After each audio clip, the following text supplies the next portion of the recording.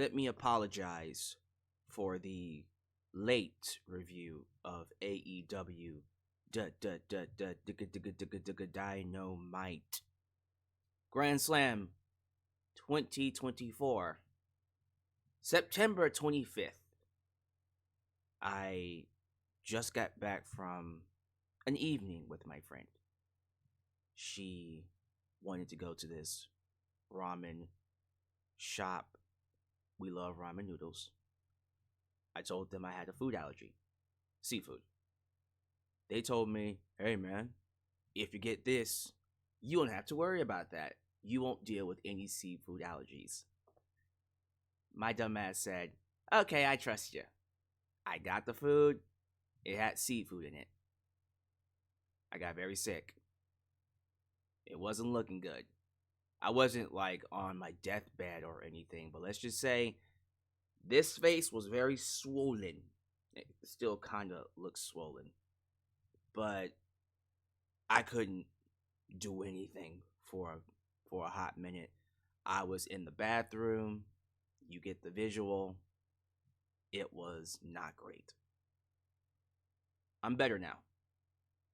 And I almost considered just not doing the review. But then I thought, nah, I told them I would do it, so let me do it. It's going to be a late upload. If you watch it, cool. And I do appreciate you for making me a part of your day. But that's why it's up late. But here we are. I'm going to keep it succinct, to the point. When it comes to Grand Slam, we already know that year after year, AEW continues to dwindle, hemorrhage its audience. I think last year it was 11,000 for Grand Slam. The year before that, it was even lower. And then, of course, 2021 was the pinnacle, straight up sellout. We didn't get that tonight. I think a week ago, they were at 5,000. 5,000. And tonight, it looks like they got a good walk-up of ticket sales. I'm hearing they had around 8,000 by the time the show started, which is good. 8,000 is much better than 5,000. Matter of fact, 8,000 for a Dynamite period is astronomical compared to previous weeks where they would average 2,000 tickets. They got 4 times that for Grand Slam. And I thought overall, it was a good wrestling show. We had a great opener between Nigel McGuinness and Bryan Danielson. It wasn't as good as their classics from Ring of Honor, but it was still a great match to watch. Nigel is nowhere near the athlete he used to be, and no one should have expected it. I'm not very happy with how Tony Khan and company built up this match. The one thing it lacked was that fire promo between Bryan Danielson and Nigel McGuinness, where they got in the ring and they just riffed it. Is that a word? Riffed or riffed on one another? Nigel talking about how if he had never retired, if he was never taken off his, basically taken off the road and couldn't wrestle anymore, if he never got, he never was forced to retire, let's say that. He feels he would be the best wrestler in the world. He feels people would be giving him all of the opportunities. He would be the one going to WrestleMania. He would be the one in the spot that Bryan is in. And he resents Bryan for that. That's a good story. I really wish AEW would have truly drove that home, would have dug deep into it. But they didn't. Instead, they had this stupid ass build up where originally it was Bryan and Darby Allin. Tony changed his mind at the last second and said, you know what? Instead of Darby Allin and Bryan, let's do Jon Moxley and Darby and make up this excuse where well, we don't know if Bryan's going to show up, so we're going to give Darby a match with Moxley and have him put his number one contendership on the line, which, in hindsight, was a dumbass idea. Stupid. Made him look very dumb. Sorry. Because at the end of the day, Bryan showed up. Darby didn't need to put that opportunity on the line. He didn't. And this whole thing of, well, we don't know if Bryan's going to show up or not. We all knew he was going to show up the moment Nigel McGuinness signed a match with him. It was a foregone conclusion. No one bought the idea that he wouldn't show up because that would be false advertisement. Terrible, terrible storytelling from Tony Khan's part. It just is. But despite all that, match was great. Match was exactly what I was hoping it would be. And if Bryan is getting ready to call it a day, if not, switch from, regular time, full-time wrestler to part-time wrestler, I'm glad he at least got to wrestle Nigel. I just hate that we had a match here that really should have been on pay-per-view, that you could have built up to, but instead you gave it away with horrible storytelling. The rest of the card, I thought the tag match, Will Ospreay, Kyle Fletcher, and the Young Bucks was awesome. I figured it would be. I just, once again, have to question why Kyle Fletcher. Look, I know that they're the United Empire. I'm just trying to figure out why Tony is giving Kyle Fletcher so much TV time. Because you can tell he really wants you to get behind. He really wants you to care about Kyle Fletcher. And I'm still trying to understand why. Is he a good wrestler? Yes. But guess what? You have a full roster of great wrestlers with better personalities. Malachi Black comes to mind. When is he going to fight Will Ospreay? You lost Miro. That was one. Imagine that match against Will Ospreay. Well, I can't because it's not going to happen because he's gone. Nothing against Kyle Fletcher. I just sit here and wonder, why him? Seriously. They did this thing where during the match, Kyle Fletcher was given a screwdriver by Don Callis, and he was going to use it. He was going to give in to his dark deeds and become a Sith Lord or whatever the fuck. I'm tired, so just go along with it. You get the idea. He was going to cheat to win. And Will Ospreay, being one of virtue, said, nah, we don't do that here. And it cost them the tag team titles. So it's looking like they're building a feud between, or whatever the hell they're getting ready to do. It feels like they are building something between Kyle Fletcher and Will Ospreay. Again, I sit here and wonder why. Especially when you realize next week they're going to do Ricochet and Will Ospreay, which is the money match. That is your money match. That is the golden goose. That's the match people want to see. Ain't no one paying $50 to see Will Ospreay and Kyle Fletcher, which feels like the match they want to do at, Wrestle Dream? Probably. It should be Ricochet versus Will Ospreay. That's the main rivalry people want to see. I'm not writing the show, though, so what can you do? Hook, moving away from the FTW Championship, finally brought my heart joy. I didn't hate the match between Hook and Roderick Strong. I didn't. I just feel it's been past time that we moved Hook away from that FTW Championship purgatory. He finally retired it, and the crowd popped when he retired it.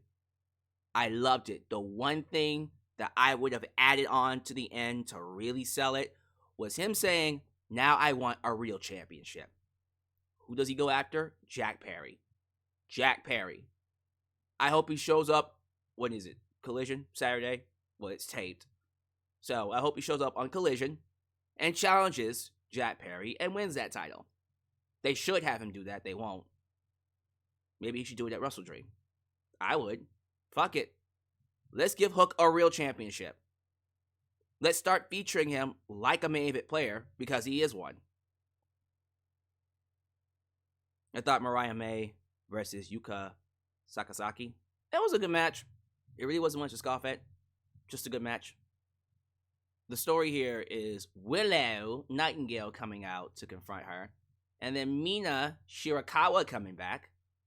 Look at that. 2 women I actually care about. Now, Mina accidentally helped Mariah May get the one up on Willow. And apparently Mina didn't mean to do it.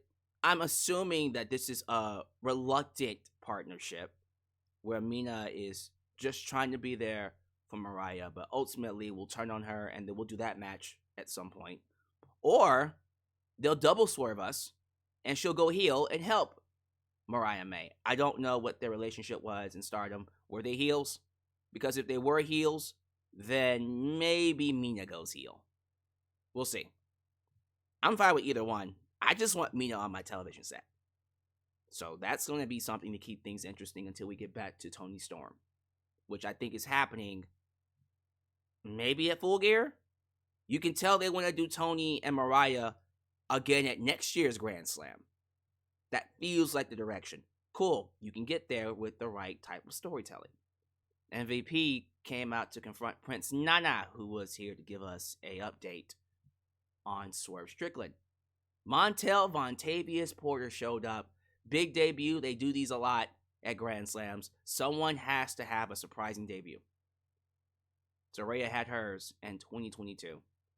So when he showed up, that should have given you the biggest indication where Bobby Lashley and Shelton Benjamin was headed to. So they're coming in. It's looking like they want to reform the Hurt Business, the Hurt Syndicate with Swerve Strickland. Personally, I don't know if this is a good idea from the standpoint of if Swerve joins them, which it looks like he is. He probably does need to go in this direction anyways. But if they go in this direction, where does that leave Nana? Swerve leaves Nana. That's it for Nana. We'll see. I'm cool with him working with the Hurt Syndicate. I think that is a great stable for him, by the way.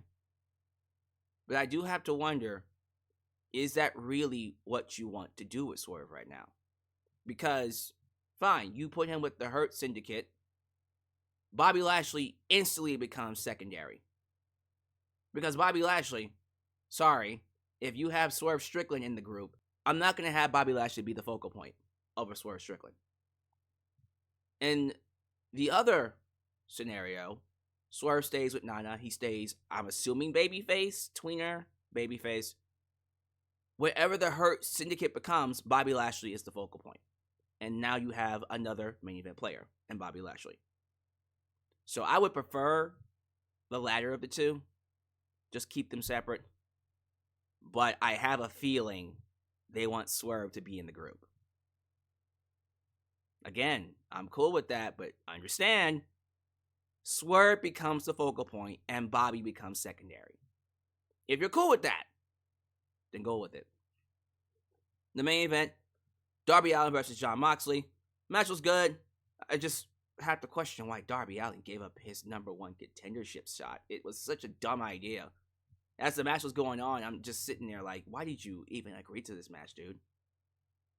But Darby Allin in the main event just feels right. Which is more disappointing that we're not going to get Bryan and Darby. What can you do? I'm not here to make anyone feel a certain way about this show other than the fact that I really wish AEW cleaned up some of its storytelling problems. Because the wrestling's good. Overall, very good. Very good episode when it comes to wrestling. Awesome tag match, great opener, and solid matches in between. The 8,000 fans, I'm hoping, got their money's worth. It didn't feel as grand or as big as previous Grand Slams.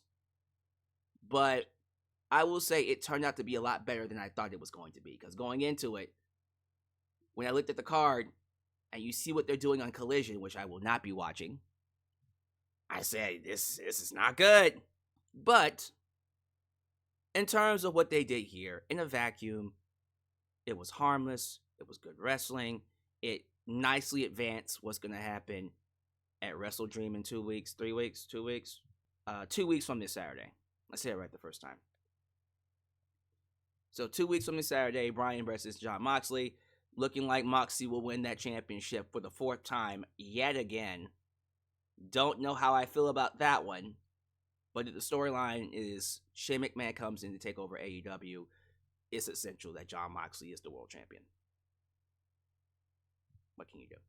Nothing else to really discuss. We'll talk more about AEW, I guess, when we get to the 5th anniversary next week. I thought it was funny when I saw the card for the 5th anniversary. They had Britt Baker on the show. By the way, what happened to Mercedes Moné? Is she doing Hollywood or doing other things right now? Okay. You didn't have Britt Baker on Grand Slam. You didn't have Mercedes Moné on Grand Slam, which was also kind of weird. But you're most likely going to have both of them next week for the 5th anniversary. And then the main event will be Ricochet versus Will Ospreay. If the show is good in terms of wrestling, I guess that's all we can ask for. So who am I to complain?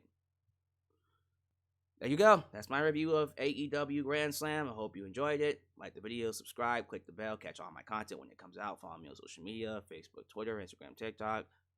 Donate, PayPal, Patreon, Cash App, and Venmo. I'm going to get some sleep. And then I'll catch you guys next time. Again, thank you for making me a part of your day.